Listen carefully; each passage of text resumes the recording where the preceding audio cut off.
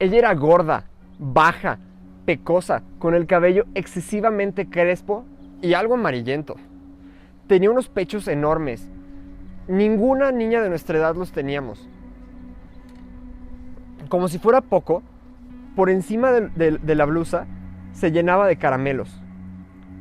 Pero eso sí, tenía lo que cualquier niña devoradora de historietas le hubiera encantado tener: un padre dueño de una librería. No lo aprovechaba para nada, y nosotras menos. En los cumpleaños, ni siquiera un libro barato, sino una postal de la librería, con vista al Recife, y los puentes más que vistos. Detrás siempre escribía, con letra muy elaborada por cierto, palabras como fecha de natalicio y recuerdos. Qué talento tenía ella para la crueldad. Mientras chupaba su caramelo, solamente estaba pensando en venganza. Y cuánto odio nos ha de haber tenido. Nosotras altas, monas, con cabellos libres. Ella comenzó su sadismo conmigo, pero en mi ansiedad por leer no me daba cuenta de las humillaciones que me hacía. Y yo seguía pidiéndole libros que a ella no le interesaban. Hasta que llegó el día en el que comenzó la tortura más grande, cuando me enteré que ella tenía en su posesión el libro Las travesuras de Naricita. Este era un libro grande, hermoso, un libro para vivir con él, para comer con él, dormir con él, para llevarlo a todas partes. Ella me había dicho que si yo pasaba al día siguiente, me lo podría prestar. Al día siguiente era la alegría misma, estaba transformada en esperanza. No vivía, flotaba en un mar suave.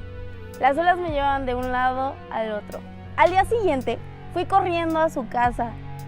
Era una casa, no un apartamento, una casa.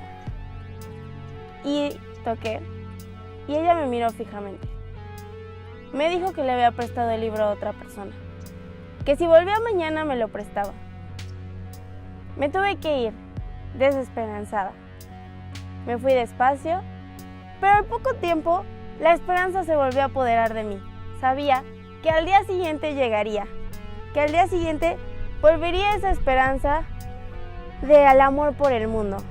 Y no me caí, mientras brincaba por las calles de Recife como acostumbraba a hacerlo.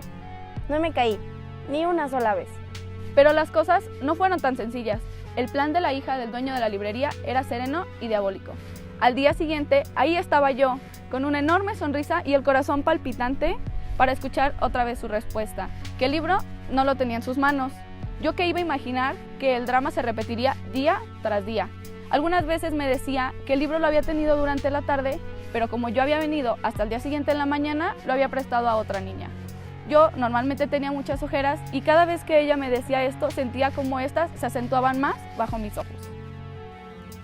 Hasta que un día, cuando yo estaba en la puerta de su casa de ella, oyendo silenciosa, humildemente, su negativa, apareció su madre.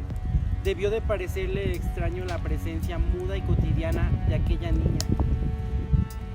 Nos pidió respuesta a las dos qué hacíamos ahí. Hubo una confusión silenciosa, entrecortada de palabras poco aclaratorias, que a la señora le resultaban cada vez más extraño el hecho de no entender.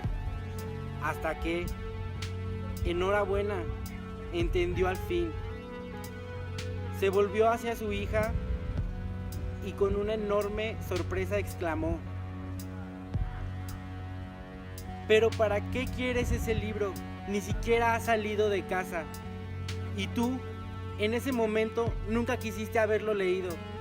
Y lo peor de todo no era el descubrimiento de lo que pasaba. Era el horroroso descubrimiento de cómo mi hija era.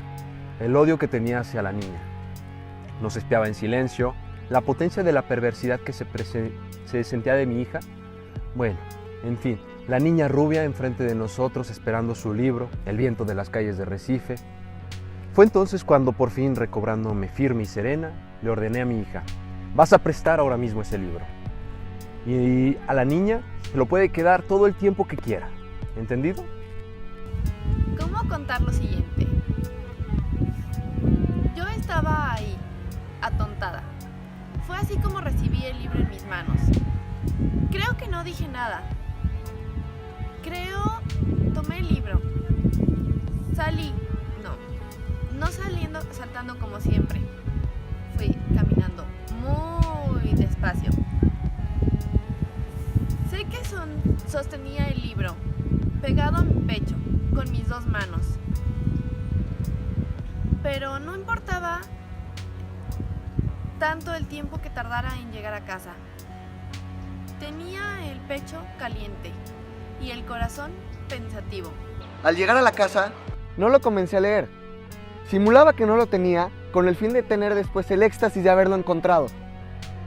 Horas más tarde lo abrí, leí unas líneas maravillosas. Después fui a pasear por la casa. Tardé un poco más porque preferí ir a comer pan con mantequilla. Según yo, fingía no haber recordado dónde lo había dejado. Después lo volví a abrir, lo cerraba y así pasaron un par de días. Creaba los obstáculos más falsos que se me pudieran ocurrir. Era como si yo lo presintiera. Para mí la felicidad debería de ser algo clandestino. ¿Cuánto me demoré?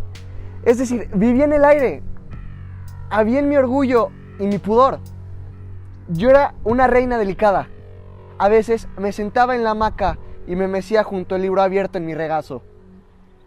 Me di cuenta que no era más una niña con un libro, sino que era una mujer con su amante.